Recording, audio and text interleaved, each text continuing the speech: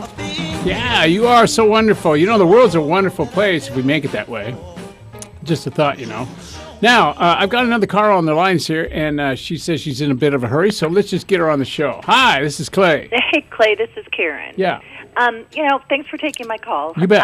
I've been thinking a lot about last night's election, and Yeah. maybe not so much the result as people's reaction to it. Mm-hmm. I've never seen so much raw emotion and excitement, and it's a cool thing. It's neat to see.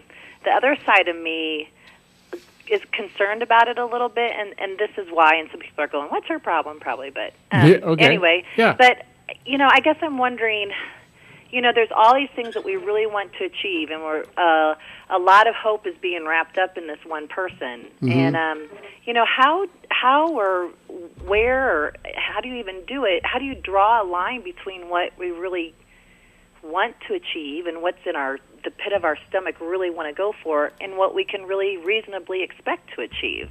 Okay, so the key word here is reasonable, right? Yeah. And I suggest that you consider that we be unreasonable, that we actually go for it, that we actually ask and get what we ask for, that we actually have prosperity come back, that we actually take care of each other, that we actually not have any starving kids, that we actually cure AIDS, that we actually do all the things that people are saying, well, gee, I don't think we can do that.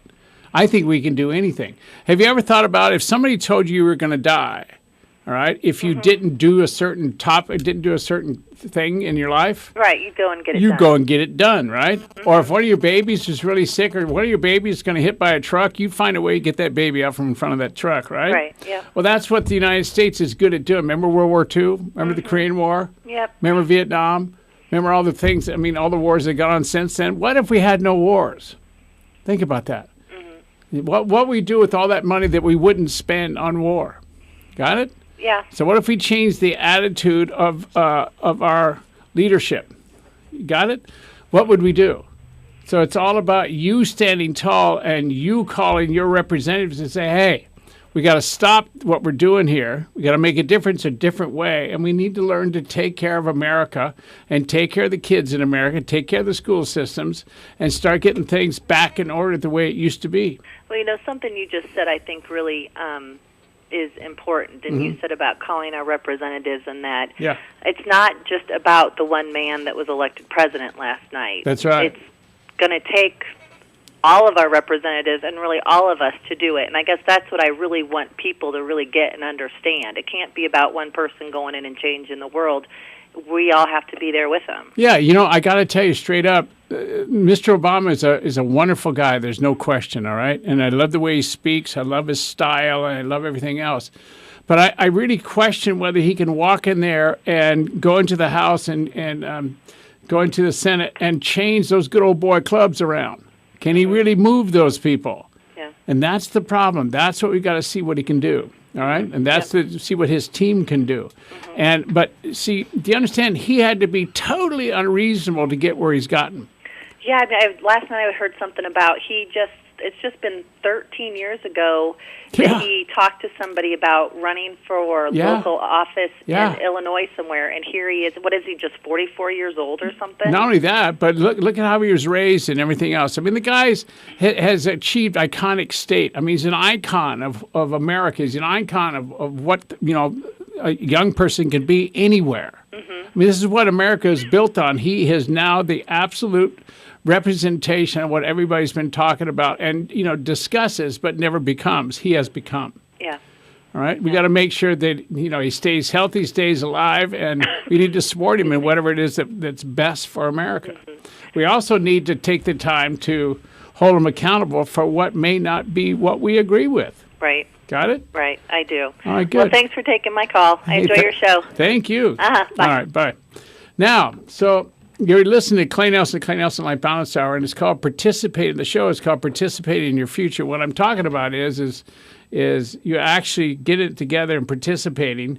And participation that I'm talking about requires, a type of activism, a type of sincere, broad, general term that has a little bit of negative connotation, but let's call this particular plan of participation in our future, let's just call it the Citizens in Action for a Better Tomorrow. I mean, I made that up. And now if you go out on the net and you go to Citizens in Action for a Better Tomorrow and it happens to be some organization in Paraguay, I don't know about that. I just made this up. So what does Citizens in Action for a Better Tomorrow mean?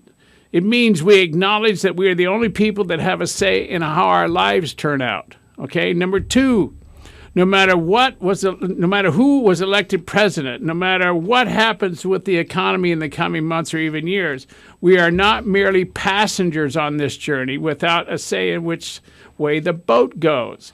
A journey the journey belongs to us. Where it goes, how it gets there, what it costs, and everything else is, and how it works out is our duty to speak. We need to say and use our God-given, constitutionally protected right to have a say in how our lives turn out.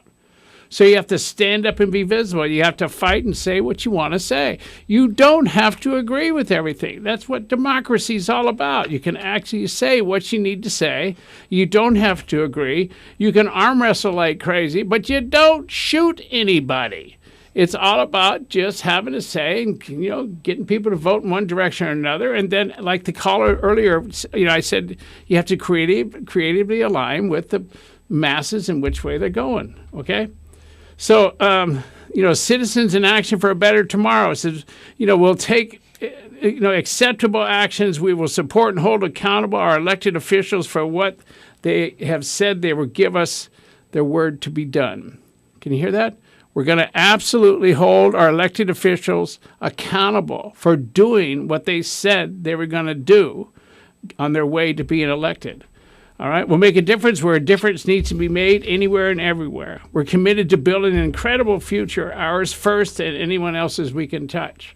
So America needs to get back and start shining again. The old American flag needs to start waving with clean color. So we need to really start going after it now. All right. So in a nutshell, we have to make sure our voices are heard for ourselves personally and as a community. And we have to do this so and really watch and be cognizant and aware of what type of actions we take, all right? Now, the best news is that to be a participant in your future, you don't have to write a blog. You don't have to sign a petition. You don't have to run for office. You don't have to picket anyone or anything. You don't have to give a public speech. You don't even have to leave your house if you don't want to.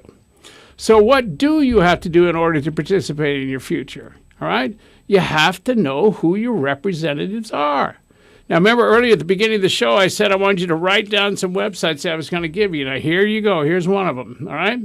So here in the state of California, go to www.leginfo. So it's leginfo.ca.gov. So leginfo.ca.gov.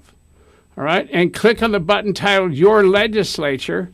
All right, type in your zip code where it's indicated and press enter.